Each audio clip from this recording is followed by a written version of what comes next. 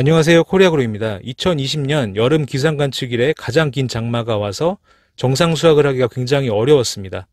이처럼 최근까지 계속해서 이상기후가 발생하고 있는데요. 이러한 이상기후가 발생하면 양분의 흡수가 어렵고 또 혹은 불균형적인 양분 흡수가 되기 때문에 각종 생리장애가 발생되고요. 이러한 생리장애가 발생되면서 더욱더 이상기후를 극복하는 데 어려움을 겪게 됩니다. 물론 극단적인 이상기후에는 어쩔 수 없겠지만 이 이상기후 속에서도 양분 관리를 어떻게 하느냐에 따라서 남들과는 다른 농사를 지을 수 있습니다.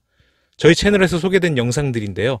2020년 역사상 가장 긴 장마에도 도복 없이 쌀을 평년작 이상으로 수확하고 또 대다수 농가에서 배추를 제대로 수확하지 못했는데 정상적인 수확으로 높은 소득을 얻고 또 마찬가지로 긴 장마에 수확량이 매우 적어서 금파가 되었던 대파 재배에서도 최고 상품으로 수확해서 높은 소득을 얻은 사례였습니다. 이 농가들의 공통점은 바로 엔텍 비료를 이용해서 양분 관리를 한 것인데요. 오늘은 엔텍 비료가 왜 불량 환경에서도 좋은 결과물을 낼 수 있는지 알아보도록 하겠습니다. 이 농사를 지으면서 웃거름으로 질소를 여러 번 추비하게 됩니다. 바로 타성분과 달리 질소는 토양에서 쉽게 유실되어 금방 부족해지기 때문인데요. 우리는 식물에 영양분을 공급하기 위해서 토양의 어떤 형태로든 비료를 살포하게 됩니다. 그리고 토양에 어떤 비료를 살포하든지 간에 식물은 이 암모니아태 질소와 질산태 질소, 오직 이 두 가지 형태로만 질소를 흡수하게 되는데요. 이 암모니아태 질소는 토양에 강하게 흡착되어서 오랫동안 토양에 존재하면서 양분을 공급할 수 있습니다. 반대로 질산태 질소는 토양과 같은 음전하로 토양에 흡착되지 않습니다. 그래서 식물이 빠르게 흡수 이용할 수 있지만 토양에서 쉽게 사라져서 금방 부족해지는 것입니다. 이 질산태 질소는 암모니아태 질소보다 1000배 이상 토양에서 쉽게 유실된다고 합니다. 방금 암모니아태 질소가 토양에서 오랫동안 양분 공급을 한다고 말씀을 드렸는데요. 하지만 100% 암모니아태 질소로 된 유황 같은 경우에는 아주 빠른 속효성 비료로 양분 공급 기간이 매우 짧습니다. 왜 그럴까요? 이유는 토양에서 질산화 작용으로 암모니아태 질소가 질산태 질소로 매우 쉽게 변하기 때문입니다. 이 토양 환경 상태에 따라 짧게는 하루, 길게는 8일 정도면 이 암모니아태 질소가 질산태 질소로 변화하는데요. 이 말씀드린 대로 질산태 질소는 토양에 흡착되지 못하기 때문에 질소 성분은 토양에 오래 존재할 수가 없게 됩니다. 즉 다시 한번 정리해서 말씀드리면 어떠한 형태의 비료를 살포하든지 간에 식물이 먹을 수 있는 질소의 형태는 암모니아태 질소와 질산태 질소인데 암모니아태 질소는 질산화 작용으로 쉽게 질산태 질소로 변화하고 질산태 질소는 물을 줄 때 지하수로 쉽게 씻겨 내려가기도 하고 또 가스로 손실되어 질소가 쉽게 부족해지는 것입니다. 이때 밑거름으로 엔텍을 사용하면 질산화 작용에 관여하는 미생물 활동을 억제해서 질산화 작용을 감소시켜서 토양의 암모니아태 질소 상태로 더 길게 유지시켜줘서 질소를 더 오랫동안 공급할 수 있게 하는 건데요. 이 기후가 불량할 때 조금이라도 더 견디림을 기르기 위해서는 건전한 생육을 유지해야 합니다. 하지만 방금 말씀드린 대로 질소는 토양에서 쉽게 유실되기 때문에 기비나 추비를 한 시점에는 질소를 빠르게 또 많이 먹게 되고 금방 유실이 되기 때문에 또 부족 현상이 오게 됩니다.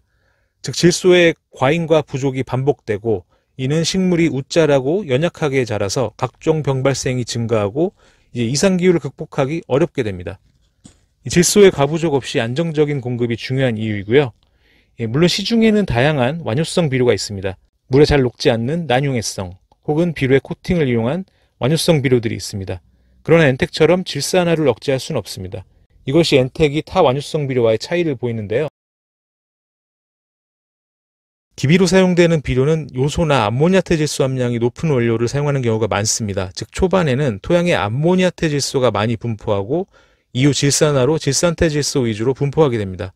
어떤 특정 성분이 많이 분포하게 되면 다른 성분 흡수를 방해하는 기란 작용이 생기는데요. 이 비료를 시비한 초기에는 암모니아태 질소가 많아 가리, 칼슘, 고토 흡수가 저해되고 또 시간이 지나서 질산화로 질산태 질소가 많이 분포하게 되면 인산, 붕소의 흡수를 저해하기도 합니다. 또한 특정 질소가 많이 분포하면 토양 상태에 따라 가스 피해가 발생하기도 하는데요. 암모니아태 질소는 알칼리 토양에서, 질산태 질소는 산성 토양에서 가스가 발생해 식물에 피해를 주기도 합니다. 엔텍은 암모니아태 질소와 질산태 질소가 6대4 비율로 함유되어 있고 또 질산화를 억제시켜서 생육 내내 두 가지 형태의 질소 모두 조화롭게 흡수시켜서 이 기량작용에 의한 양분 흡수 불량을 해소하고 가스 피해를 방지시켜줍니다. 한 실험 사진입니다. 일반 비료와 엔텍을 시비하고 바로 배출을 정식한 모습인데요. 보시다시피 엔텍 처리구는 정상 생육을 하고 있지만 일반 비료를 사용한 곳은 가스 피해가 발생한 모습입니다. 이처럼 엔텍은 가스 피해가 거의 없기 때문에 바짝만이 늦었을 경우에도 효과적으로 적용할 수 있고요. 다만 아무리 엔텍이라고 하더라도 이 석회질 비료나 미부숙태비와 혼용 시에는 가스 피해가 발생할 수 있으니 주의하셔야 합니다. 지금까지 설명드린 것처럼 엔텍은 질산화 작용을 억제하여 완효적으로 양분을 공급할 수 있습니다. 그리고 자연적으로 일반 비료와 비교해서 이 암모니아태 질소를 더 많이 흡수시키게 됩니다. 바로 이러한 특징이 엔텍의 가장 큰 차별성인데요. 먼저 뿌리 발달에 더욱 유리한데요. 한 실험 사진입니다. 질소를 아예 시비하지 않은 무처리구와 엔텍으로 암모니아태 질소 위주로 흡수시킨 처리구, 또 일반 비료로 질산태 질소 위주로 흡수된 처리구입니다. 지상부 생육은 비슷하지만 암모니아태 질소 위주로 흡수시킨 엔텍 처리구가 뿌리 생육이 월등히 좋은 것을 볼 수 있습니다. 이제 여기서 앞으로 생육 차이가 더 벌어질 수밖에 없겠죠. 그리고 이제 뿌리 발달이 좋기 때문에 당연히 물 관리가 수월해지고 가뭄에 더 강할 수밖에 없습니다. 왜 암모니아태 질소 흡수량이 늘어나면 뿌리 발달에 유리할까요? 바로 두 가지 질소의 양분 합성 위치가 다르기 때문인데요.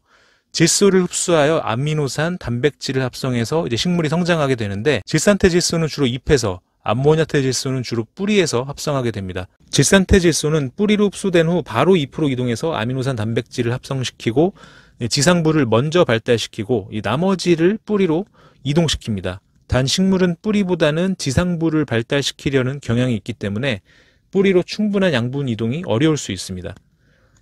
이와 반대로 암모니아태 질소는 사실 자체적으로는 식물에게 독성을 띠게 됩니다. 그래서 한 번에 너무 많은 암모니아태 질소 공급은 식물에게 피해를 주기도 합니다.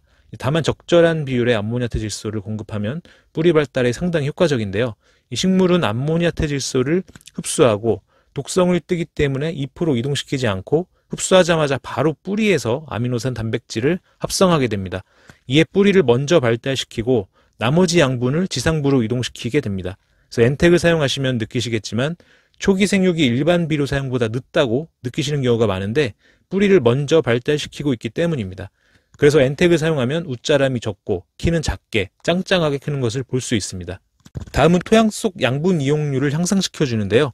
이 암모니아태 질소를 흡수하면 뿌리에서는 수소 이온이 나오고 질산태 질소를 흡수하면 수산화 이온이 나옵니다. 즉 질산태 질소를 흡수하면 이 근권의 산도가 올라가고 암모니아태 질소를 흡수하면 근권의 산도는 낮아집니다. 이 근권의 산도가 낮아지면 토양에 존재하는 양분 흡수율을 높여주게 되는데요. 이 콩재배 시 근권 산도에 따른 양분 흡수율을 나타낸 표인데요.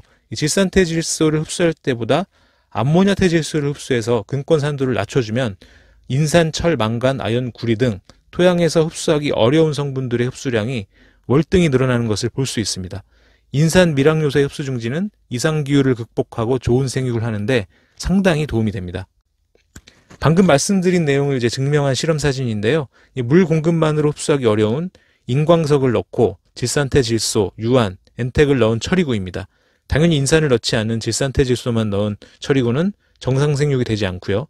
인광석에 질산태 질소만 넣은 처리구도 인산을 흡수하지 못해서 정상 생육이 되지 않았습니다. 암모니아태 질소인 유한은 어느 정도 인산을 흡수시켜서 성장이 일부 되었고, 질산화 억제로 암모니아태 질소 흡수량을 더욱 늘려준 엔텍 처리구는 인산을 가장 잘 흡수해서 생육이 가장 좋았습니다. 다음은 생체 에너지 절약입니다.